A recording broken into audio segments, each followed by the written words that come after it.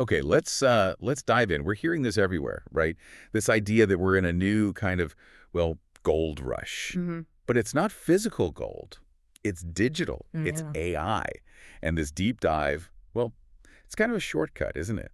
To see how people are actually making money with this stuff right now. Exactly. And what's really striking, looking through all the sources we gathered, articles, some research papers, notes, is how accessible this technology has become. It's not just for massive tech companies anymore. Right. That really jumped out.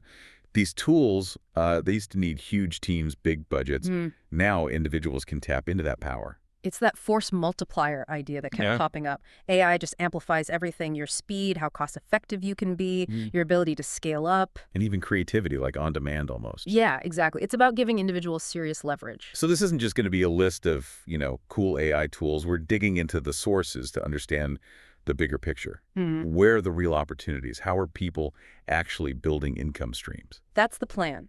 We want to map out the landscape based on what we've seen. And for you listening, maybe you're totally new to this, or perhaps you've played around with, I don't know, ChatGPT or Midjourney. Or maybe you run a business and you're thinking, how do I use this? Right. This is for you.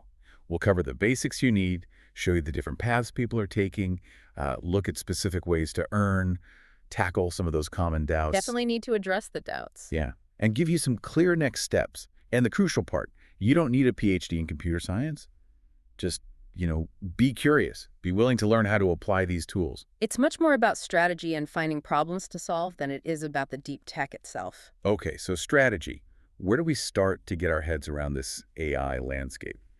The sources, they trace it back a bit, right? Mid-20th century ideas. Yeah, they give that context, but quickly bring us to today, to what they call accessible AI. It's basically moved from theoretical labs into our hands. And for making money, the focus isn't on that, like, Hollywood AI that can think like a human. No, not at all. It's firmly focused on narrow AI. That's the term the sources use. Think of specialized tools. AI that's really good at one specific thing, like writing text, or creating an image, or analyzing data. Specific cognitive tasks. Got it. Specialized tools with superpowers. Yeah. So what are the key categories of these tools that, people are actually using to make money, according to the sources? Well, they generally fall into a few main buckets. You've got the language models, things like ChatGPT for all kinds of text generation, copywriting, blogs, emails. Anything with words, pretty much. Pretty much. Then there's image generation, which is huge for designers, marketers, anyone needing visuals. Think ad creative, social media images, even unique art. Okay. Voice and audio AI is another big one, creating realistic voiceovers, audiobooks, maybe even helping with podcast editing or music. Interesting. Video generation and editing tools are popping up more too, enabling things like automated YouTube content or just making video production way faster. Then you have tools for automation and what they call AI agents, basically. AI that can handle workflows or complex tasks for you. Like a virtual assistant on steroids. Kind of, yeah. And no-code AI app builders are fascinating, letting people without coding skills build simple software tools. Wow. Okay. And finally, AI for digging into data, research, and analytics. Super useful for understanding markets, finding trends, making smarter decisions. That's quite a range. It feels like AI can touch almost any part of creating or running a business. It really can. And to help structure how you apply these, the sources often mention a sort of money-making mental model, a simple framework. Okay. What's the model?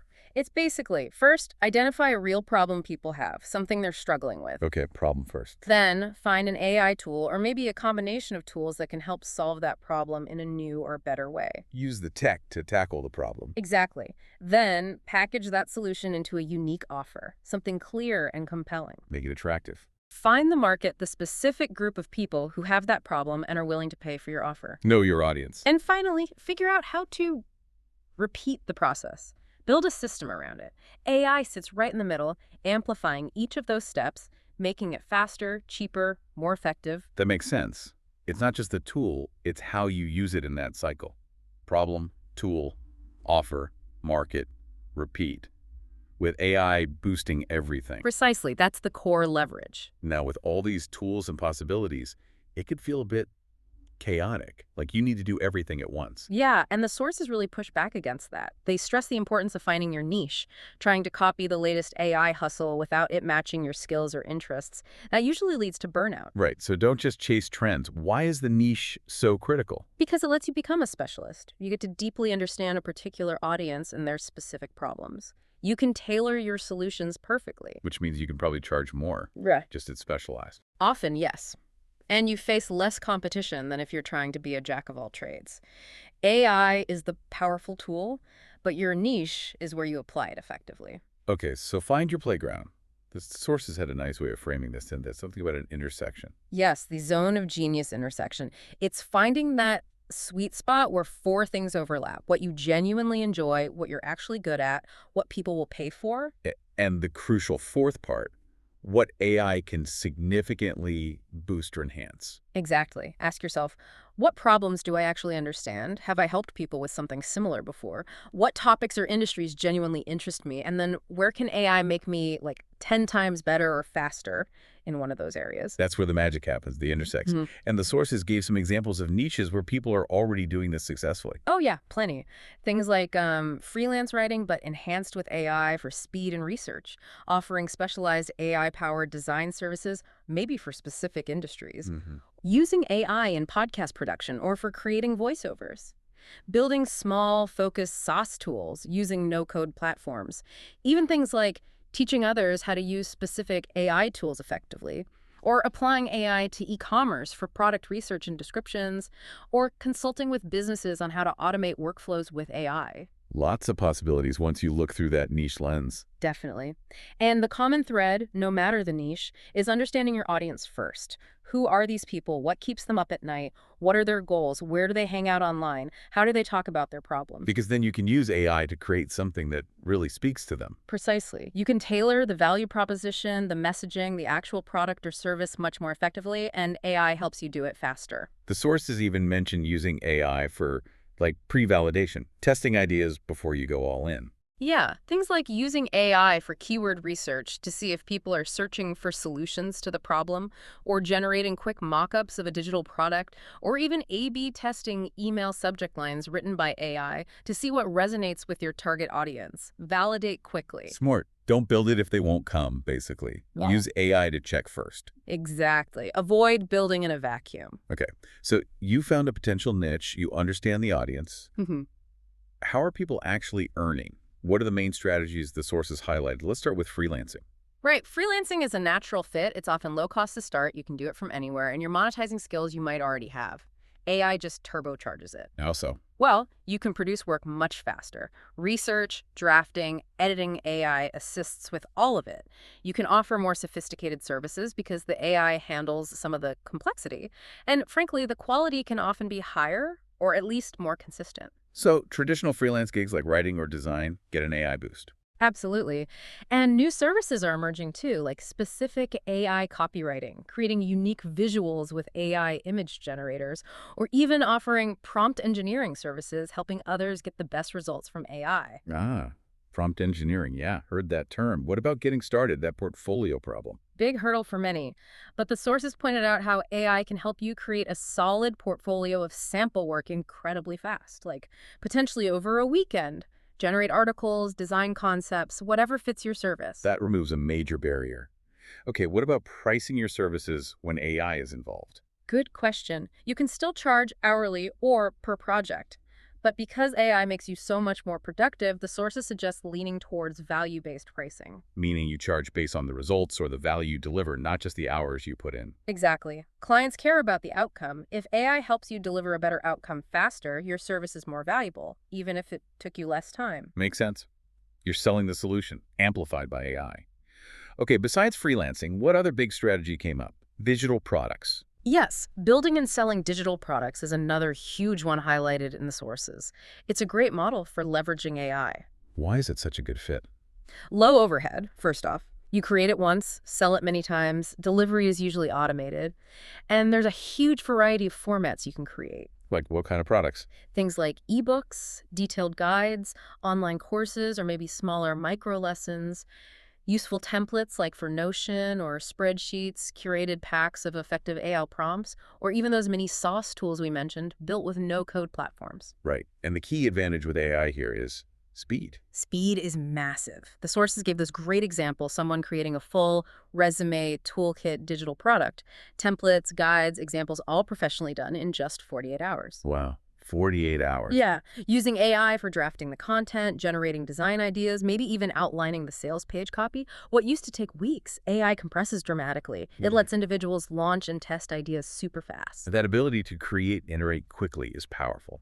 Okay, so freelancing, digital products. Did the sources mention other major avenues? They touched on quite a few others, yeah, showing the breadth of it all. One idea was the one-person AI-powered business, using AI tools as your virtual team for marketing, operations, etc. Interesting. People are also monetizing AI-generated content, directly think niche blogs, YouTube channels, social media accounts where AI does the heavy lifting on content creation. Right. Then there's building and selling more complex AI-enhanced SaaS tools, maybe using no-code or low-code platforms. We saw AI being applied heavily in e-commerce and dropshipping How so? for finding potentially winning products, writing compelling product descriptions, creating ad variations, even handling customer service queries with chatbots. Makes sense. Some folks are building businesses around creating custom AI solutions for other companies, helping them integrate AI into their specific processes. More of a consulting or agency model. Exactly. And even in finance, people are using AI tools for market research, analyzing investments, or informing trading strategies. So it really spans from creative work to business operations to finance. It's a layer you can add almost anywhere. That's a great way to put it. It's a layer of leverage applicable across so many domains. Okay, this all sounds very exciting, lots of potential, but I can hear the buts coming, the doubts people have. The sources were good at anticipating those. Like the big one. I'm not technical, I can't code. Right. And the answer to that consistently was, you don't need to be. These tools are designed to be used, orchestrated. You're the director, telling the AI what you need. It's about application, not engineering, for most of these opportunities. Okay, so technical skill isn't the barrier it used to be. What about saturation? Isn't everyone already doing this? Am I too late? That came up a lot, but the strong consensus in the sources is it is still incredibly early days. Yes, the tools are out there, but the number of people and businesses using them effectively, integrating them deeply, it's still very small. So the field is actually wide open. Vastly open. Most niches, most industries are barely scratching the surface of what's possible. You are definitely not late if you're using AI strategically. That's reassuring. What about the I don't have an idea problem? The advice there was simple. Stop looking for a unique AI idea. Start looking for problems people have. Problems they complain about, problems they pay to solve. Then ask, how could AI make solving this faster, cheaper, or better? The ideas flow from the problems. So focus on the problem, not the tech first. That flips the script a bit. It does. And to help people see where they might fit, some sources talked about different archetypes of AI earners. Like what? Things like the AI-powered freelancer, the digital creator using AI, the builder making tools or products, the consultant helping businesses implement AI, or even the investor using AI for insights. Just ways to visualize different paths based on your inclinations. That could help someone figure out where they might naturally lean. Yeah, find your style. Okay, so let's say someone's listening, they're feeling inspired, the doubts are quieting down. What are the concrete next steps? How do they actually start, based on what the sources advise? The advice coalesced around a few key actions. First, and maybe most importantly, pick a focus. Don't try to boil the ocean. Exactly. Choose one niche, one specific problem you want to solve, one main strategy like freelancing or a digital product, just one thing to start. Okay, laser focus. Then what? Build one income stream. Pour your energy into making that first thing work. Get it? Generating some income? Prove the concept. Resist shiny object syndrome until that first stream is stable. Validate and stabilize one thing first. Makes sense. Third step, create a system around it. This is crucial for leverage.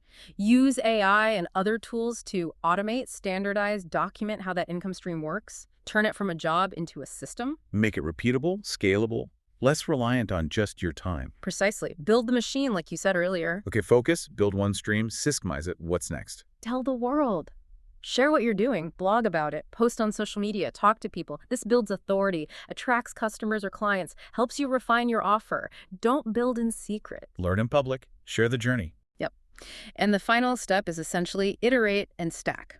Once that first system is running well, look for ways to improve it that's iterating. Then consider adding another related income stream on top or moving up the value chain. Moving up, how so? The sources talked about an AI wealth stack. You might start just using AI tools.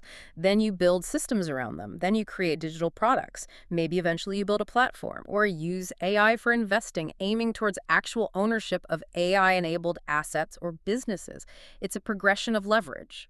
That's a powerful trajectory. From just using a tool to potentially owning the system, the asset, that really captures the shift AI enables for individuals, doesn't it? It really does. AI is that leverage. It lets one person or a very small team build things that used to require significant capital and manpower. So, wrapping this up, the big message seems to be that AI isn't just another piece of software.